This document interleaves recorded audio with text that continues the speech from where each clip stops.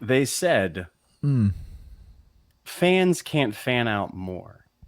They said you can't look at G-Day, a spring game, a scrimmage, and make too much out of it. They said, please settle down. And we said, shut up. Because Go to the beach, they said. It'll be fun. it'll They be said. fun. Go with everyone, they said. They said, take all the kids, they said. We're going to come back and we're talking more about G-Day and how exciting this team is for this coming season next on Locked On Bulldogs. You are Locked On Bulldogs, your daily podcast on the Georgia Bulldogs. Part of the Locked On Podcast Network, your team every day.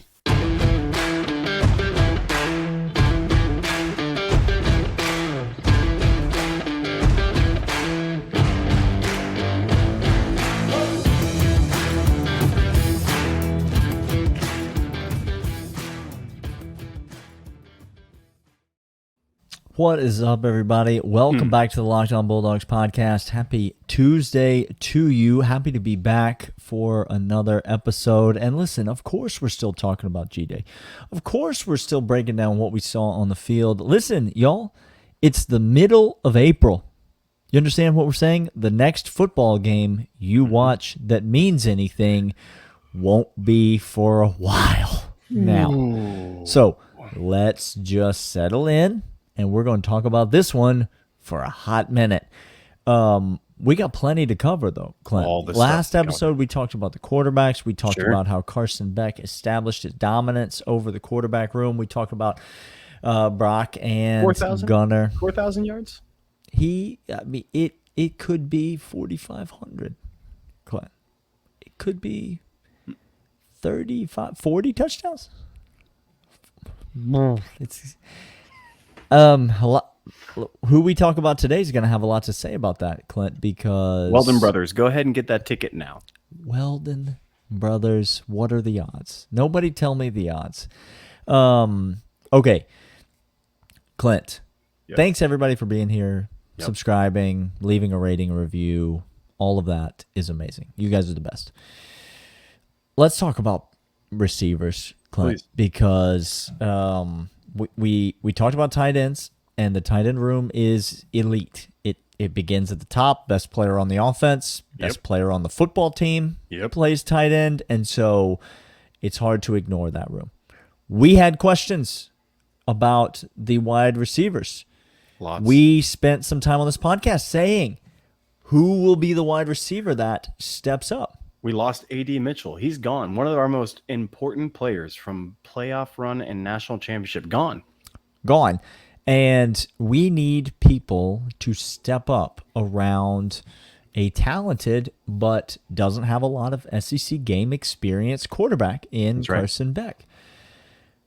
We didn't get the classic G-Day go off from a receiver the way that we've gotten the last couple of years. Mekhi Muse he did have a bit of a go off. I think it was 91 yards that he had. He certainly was the closest thing we got. But here's what where I'll start this conversation about the wide receivers, Clint. I came away from G-Day thinking to myself, there are so many great options at wide receiver. Yeah. Think about the rotational depth and, again, the starting. Like if you and I right now were to try to pick the 2 starting or the 3 starting, 3 deep on wide receiver, and we were supposed to put into just sign it in blood, make an oath before all the authorities on we couldn't do it. That's a fool's errand right there is what that is. That is absolute. That's this ridiculous. Wide receiver room and this depth and the rotation of these guys is incredible. Meeks, I thought Meeks had probably the best pure route running catching performance out of the entire group. He has flashed before, Clint. This dude is ready to break out. He is primed to break out. I don't know if he'll get his opportunity. I don't know if he'll be in the mix, but this dude is primed to break out. Obviously, Muse had the big game. Yes. We mentioned yesterday on the pod, Marcus Rosemy only had 1 catch, and it was on the opening drive of the game. But let me tell you what he did. He put his foot in the ground, and Kamari Lassiter, the best corner on this team, got humbled in front of him real quick. I'm talking about a change of Very direction quickly. that had Kamari Lassiter in the blender. It was a thing of beauty. Ladd obviously had a big catch. We know what he can do when he gets the ball in his hands. There's so many guys. I'm sure I'm forgetting people, but Clint, I think the guy that I came away wanting to talk about the most is Aryan Smith. Okay. I really am feeling some things. Let's start with this question. Okay, let's ahead. start. Question 1. Has he been hurt this year? This football season? This Yes. spring? No. He hasn't. No. Okay. Every other year, he's been banged up. That's correct. This year, he hasn't been. Now, does he do any meaningful games between now and fall camp? No. No. No. Okay. Okay. This is intriguing. Okay. Is he the fastest guy on the team? The field, yes. He's the fastest guy on any team. Any team. Okay. Starting to Now make us let me feel- ask you, Clint. Okay. Is he just a streak down the field and go get the football type of guy? This is what I walked away from G-Day feeling. You do not take a streak down the field guy and give him an end around against the linebackers of UGA. You don't do that. Suicide. They will die. Okay. So that's not there. How about route running ability? And how about, How going about and getting down on dang the ball? goal line, put his foot in the ground, and cut it inside, and Carson Beck just hums one in there to you in the end zone? I saw that play, and I said to myself, now that is a side of Aryan Smith that I've not quite seen before, Clint. We know what this guy can do taking the top off the defense. We've seen it a million times. Okay, And great. he's been a raw receiver at Georgia. Now, he's been plagued with injuries over his Georgia career. Yes. What is something that you are allowed to do when you're injured, Clint, that is related to football? Are there things that you're able to do when you're not allowed to run around and hit and get hit and things like that? Just film. That's Oh, you're able to watch the film and study the playbook. You're really able to engage sort of the mental side of you. So what you're saying is we had a guy who was naturally freakishly athletic. There we go. Kind of had the physical side of football covered, all of it. but very raw and undeveloped, meaning there was a lot that he didn't quite understand about the game. And now you're telling me that for 2 years, He went to the graduate school of Todd Monken. this guy has just been in there eating film for breakfast, lunch, and dinner. I think we might start to see some dividends being paid off this The year. investments Clint. are coming back. The stock has matured. Go ahead, pass go and collect that money. Sure. We're gonna come back after this, talk more wide receivers. But first, we'll let you know about FanDuel. FanDuel is your place to go, the official sports book of Locked On Bulldogs, the official sport book of baseball, the official sports book of Locked On podcasts everywhere. Right now, get over to FanDuel.com/locked on, and you can bet on baseball. You can bet on Ronald Acuna to win MVP. You can bet on Spencer Strider to win NL Cy Young. You can Why bet would you on not do those things? You can bet on Marcell Ozuna to never hit a meaningful ball ever again. You can bet on that. I'm Why sure would that name even be uttered on this fine podcast? we have sullied the good name of Locked On. I apologize. We have done it. I apologize. But get over right now. Locked FanFuel. Sorry. I'm sorry. Wait. /Locked On. I was reading it back. I was reading it this way instead of this way. I was doing a little. Okay. FanDuel.com/locked on. We There would you like go. to get paid. And we've done that, Daniel. And, yep. Right now, if your first bet does not hit, if you're a new customer, you get $1,000 in bonus bets right back to you. That's a no sweat first bet guarantee. FanDuel.com/locked on. Clint, other takeaways from what you saw from the wide receivers on Saturday? Yeah. Here's my biggest takeaway. Lovett made a business decision And that business decision was to say, I want to go ball out at the best university and make myself into a first-round wide receiver by catching all them balls and making all that money. And I win the national championship because he's the dude. He is polished after the run. This guy, he knows what to do. You understand? Like, this He knows is where just the a end guy. zone is, and he knows where he's trying to get to. Yeah.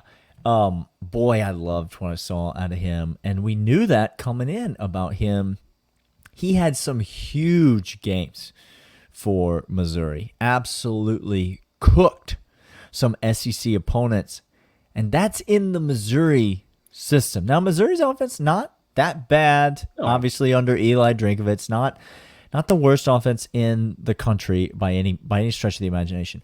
But was not surrounded by the type of talent that he's surrounded by here at Georgia. Obviously, there were other big-time wideouts, some other big-time playmakers at Missouri, but he's going to have that here at Georgia.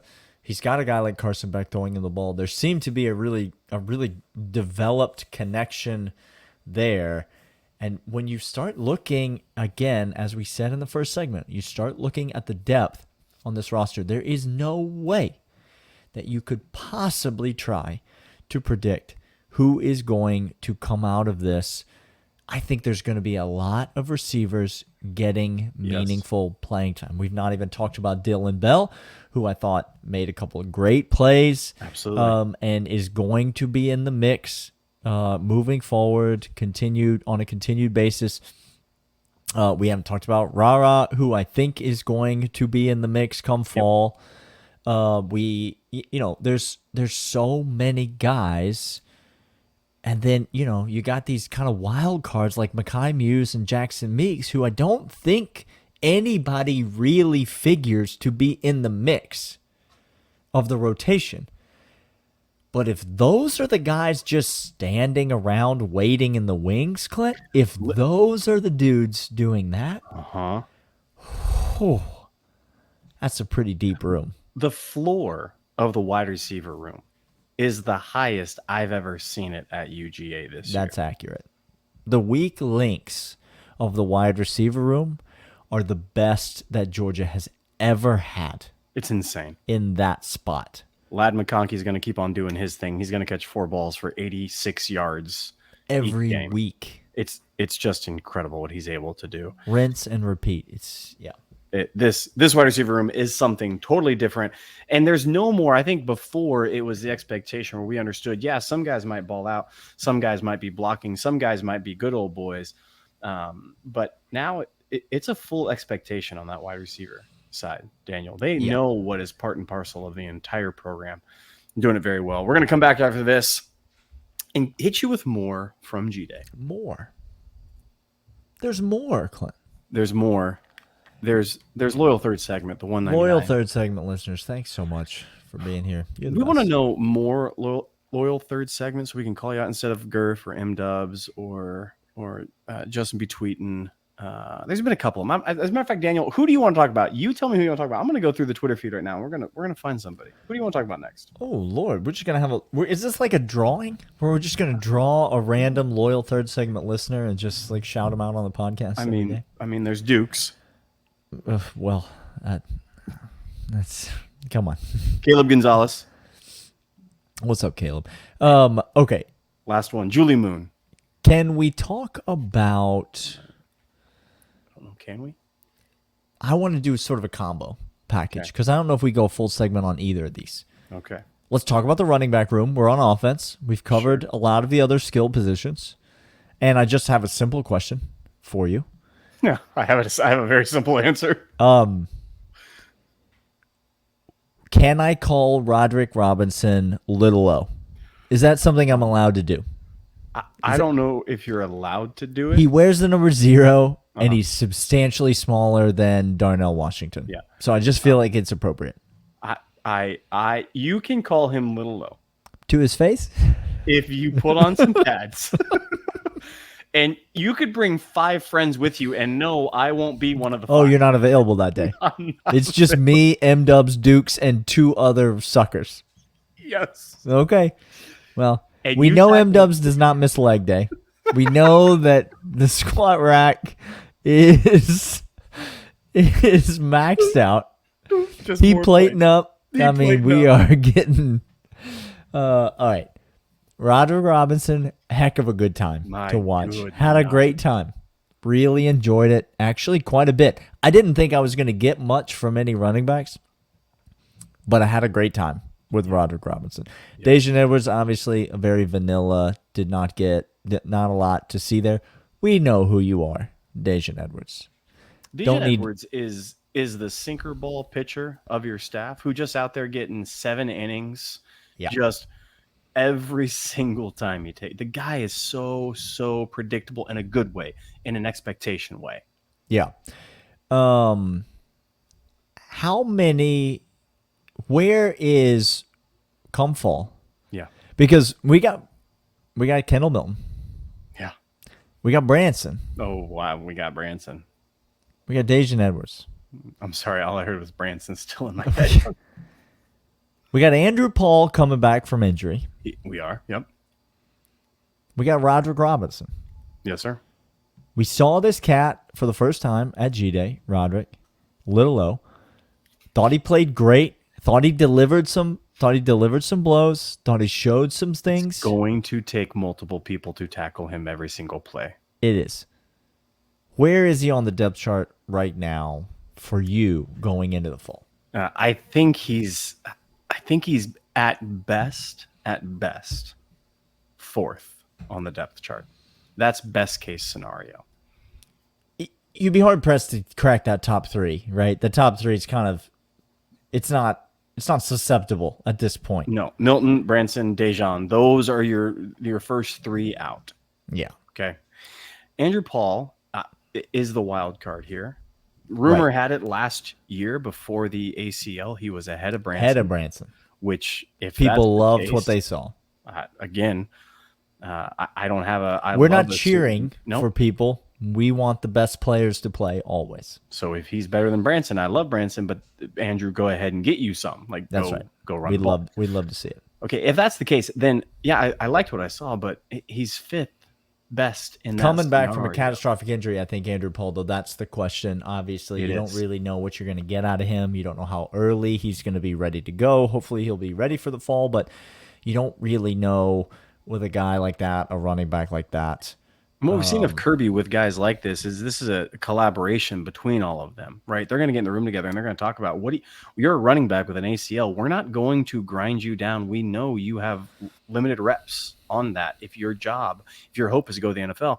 And so they may have a conversation with them, collaborate and say, yeah, we're going to pull off until next year when you are fully healthy and then get you that full. And that's guess what? Next year, we're going to need you even more because Kendall Milton will be gone. We'll have more openings on the depth chart. That's right. This is always going to be what Kirby's going to do. Listen, Kirby is not Nick Saban.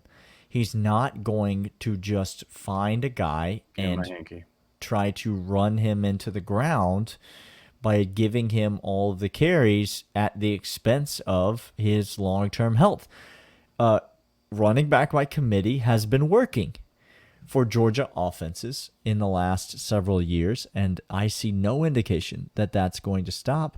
And all it does is allow Kirby to recruit guys like Roderick Robinson from California, coming all the way out to the University of Georgia, making 2 Cali running backs on the roster. And he's going to be 5th on the depth chart, Clint. And you get the idea that he's fine. He's not worried about it. He's not. Because he's going to get his time. He's going to get his run whenever that may come. And then he's going to get his shot in the league. Listen, Kenny McIntosh is about to get drafted. There you go. Kenny McIntosh was the perennial backup at Georgia. Buried on the depth chart. Just absolutely stone cold buried on the depth chart. And yet, here he is about to get drafted into the NFL. Yep. Talk to me about what you saw from not Todd Monken, from Mike Bobo, the play caller, on Saturday. Clint, what were your feelings about what was coming out of the booth? You could say it's spring. You could say it's not, but you can do it. I'm just going to tell you this. Tell them. All of you said that Bobo is stereotypical, stale, old, not going to get with the program, not going to. Mike Bobo knows he is now a steward of the offense that's been handed to him. Sure, sprinkle in, and you heard Glenn Schumann and Kirby talking together, and we heard reports of them talking together, talking about what it looks like for Bobo to use a few different wrinkles that make it personalized to him. But it's the same stuff that you're seeing time and time again, the same tried and true methods. It's replicating a master. Now, here's one. Mike Bobo has got the memo. Kirby had that just that one time. He just had that one conversation. And it was real quick. He looked at Bobo in the eye. It lasted 3 seconds. And he just said, Mike, the offense works as it is. Yeah, I know. And that was it. And then we moved on. And the memo was sent and said and received. Mike Bobo is there. We're not going to see a drop off. He's learned his lessons. He has the rubric. And it was evident from G-Day that all the same concepts were there. All the same concepts from the last 2 years are still at Georgia. Yeah, and all the elite athletes keep being at Georgia. And so, again, this is what Todd Monken kept trying to say. He kept trying to say, now listen, Todd Monken, humble guy, really great offensive mind. We believe it. Okay, we're not buying into the Todd Monken humility. No. But he kept trying to say, and there's truth in this, everybody's trying to give me credit. Sure. But look at the people that I'm working with here. I've got Brock Bowers out here. Okay. Like, you understand? Like, I got the greatest college football player to ever play college football is the quarterback of my team. Okay. What did you want me to do? Lose? I don't know how to do that. It's the same situation with Mike Bobo. We've detailed it. We've chronicled it till we're blue in the face. Mike Bobo's offense did not lose Mike Bobo's teams at UGA any football games. The defense that was being coached opposite Mike Bobo lost those teams a lot of games. Todd Grantham lost those teams a lot of games. But Mike Bobo did not. Mike Bobo's going to be just fine. I don't know if Azuna or Grantham, which one's the worst name to be uttered on this podcast. Todd Grantham's become like a joke. It would be as if Marcelo Zuna went and played for the Phillies and fouled one off his face every day for a year and a half. I would just please make this happen. Because to be clear, when Todd Grantham went to coach at Florida, he literally fouled one off his face every day for 2 years. Like, that was the equivalent of what he did for a job.